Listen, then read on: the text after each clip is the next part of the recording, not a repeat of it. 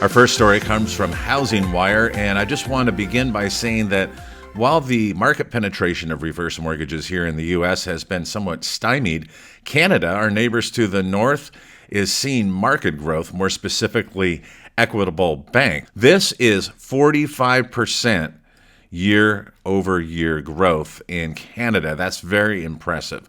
The bank attributed the growth to their broker support and the continued expansion of its available market to Canadians who are retiring. But then we have a little bit of a different story in Australia. So while growth is good, it does have some downsides. In fact, the government-sponsored reverse mortgage program known there as the Home Equity Access Scheme, I know here in the U.S. we just shake our heads like scheme, they're having some really significant challenges in serving their customers in a timely fashion. That according to a report from the West Australian.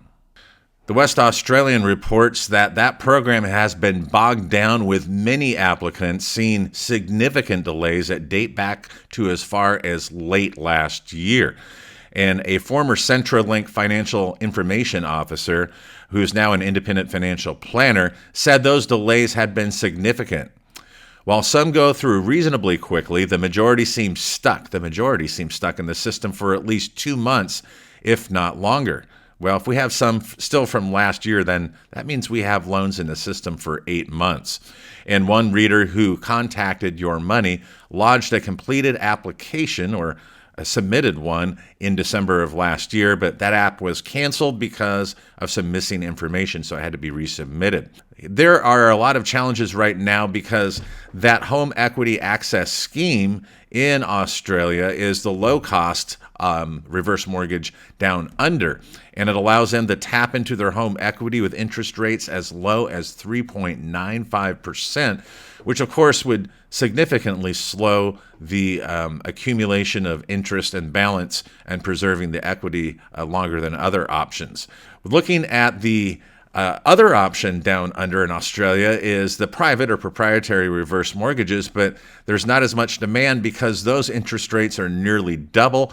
They range anywhere from 8 to 10%, says the Western Australian. And because even though there's no payments, those higher interest rates, of course, would compound significantly, increasing the loan balance. And so the arrangement for the Home Equity Access Scheme down under is for those that are 67 and older, and they can get up to 150% of the age pension that they're eligible for. Now, the Western Australian reports that the issue is that the government-sponsored program is being administered by Services Australia, and they oversee the government's pension plan.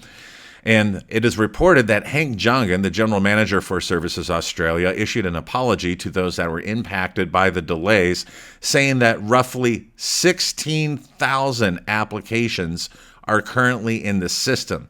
That's 16,000 just from maybe late last year, early in 2025 as well. This reveals that there is significant demand in Australia for reverse mortgages. I didn't know it was this high, the interest level from homeowners, but 16,000 applications. And so this is something that Services Australia is working to respond to by hiring and training more staff to process home equity access scheme applications. And so that's the latest in Australia, but it's a good problem to have, right? So much interest that there's a backlog.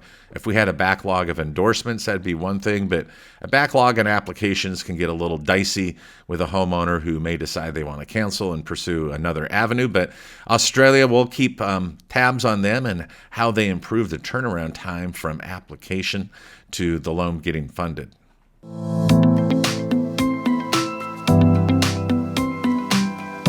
A recent column in Investopedia outlines 6 strategies for a retiree to manage their debt that could be useful for you as a reverse mortgage professional to discuss with a homeowner who may be considering a reverse mortgage, because I believe that when you present options, you're giving the homeowner choices, but also you're exposing or revealing to them how these other options pale oftentimes in comparison to a reverse mortgage. So this can be very useful in some of your interviews and your discussions and conversations with older homeowners. So The sad story is that Americans are retiring with more and more debt. And studies show that 71% of those 50 and older carried debt in 2016 compared back to 1989 when only 58% were carrying debt at that time. So there's definitely been an acceleration of how much debt one carries in retirement. Michael Rodriguez, a certified financial planner, told Investopedia, if you're retired or close to it, managing debt isn't just helpful, it's essential. And I would add is existential, because how do you live with that much debt? And that's where many older homeowners find themselves today. And these are some of the pressures that retirees are facing: increasing housing costs. Of course, part of that is going to be homeowners insurance premiums that have been surging really across the nation, healthcare expenses, supporting family members. These are just the pressures that they face right now. Or not enough retirement savings is a common problem, and we're living longer. A lot of people didn't plan to live as long as they do. So Rodriguez adds that those 65 to 74 have seen their average debt quadruple. That is insane. And for those 75 and older, it's gone up more than sevenfold. Adding, that's a lot of pressure when you're supposed to be slowing down. Overall, as we age, we tend to carry less debt, but for the lower income households, they're going to experience increased debt and more financial strain.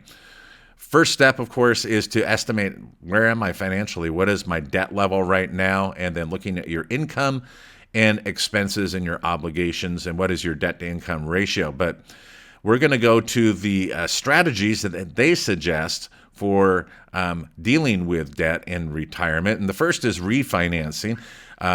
They say you can lower interest rates and monthly payments, making debt more manageable. I would add Investopedia for a current article. Maybe you haven't seen the current interest rate environment. So when it comes to refinancing debt, you can refinance your mortgage, your auto loan, or a personal loan. Those are some of the more common debts that people carry. Of course, there's no refinancing of a credit card. Then there's home equity, which we, of course, are very well aware of. A HELOC is one option, although there is the danger of increasing payments for any amount that you're paying, even interest only during the draw period if interest rates do go up. And there's also the risk that the lender that is, could reduce the credit line or even freeze it altogether should the borrower's financial situation worsen, or if there's big economic headwinds or a significant reduction in home values. In fact, we saw that happen in 2008. Then there's a home equity loan or a second mortgage. But again, this is, managing debt. I don't know why someone would take a home equity loan unless they can get a lower interest rate than their credit cards. Maybe they can. But again, they're going to have to service that debt each and every month.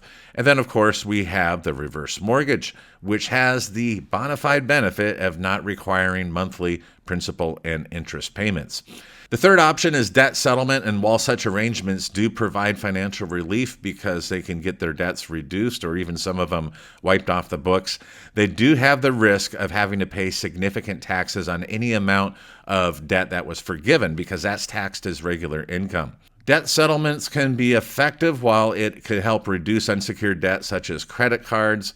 And a debt settlement, one is able to negotiate with their creditors to pay less. But again, the caveat is that any amount of debt forgiven will be taxed as income. And then debt consolidation, that simply merges all the different debts into a single loan with a single monthly payment, which can provide peace of mind, and it should actually reduce the total amount of their debt payments each month. And then they have a clear end date or payoff date, and that could be very useful as well.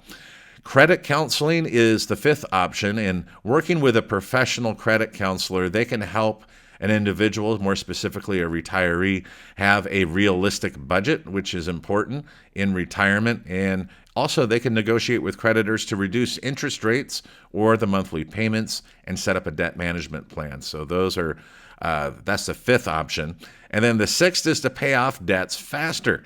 Now, there's a number of strategies in accelerating the elimination of debt. And one of the most common ones, if you've watched any Dave Ramsey or heard his radio show, is the debt snowball. This is more psychologically rewarding because you pay off the smallest debt balance. So if you have several credit cards, you would pay off the credit card with the smallest debt loan balance. And then once you do that, you would take the payment you were applying to that credit card and apply it to the next. I can tell you personally, many years ago, I used that strategy and it worked. While the debt avalanche kind of reverses that process, and it doesn't go for the card with the lowest balance or the account with the lowest balance, but it goes for the one with the highest interest rates, which I think is a very fiscally sound approach. And then you can make extra payments, but that's really a moot point for those that are on a fixed income. And so, the ability to make extra payments, while that's nice if you come into a windfall, most retirees you're meeting with are considering a reverse mortgage, so that likely is not going to come into play. I would say that realistic debt management in retirement should always be factoring in the likelihood that you're working with an individual who's on a fixed income and whether they can realistically increase their income or continue it by staying on the job or increase their income by getting a side job. That's really going to depend on their health. And as I wrote last week on HECMWorld's blog on Tuesday, most options to a reverse mortgage that are presented by the mainstream media are actually no option at all.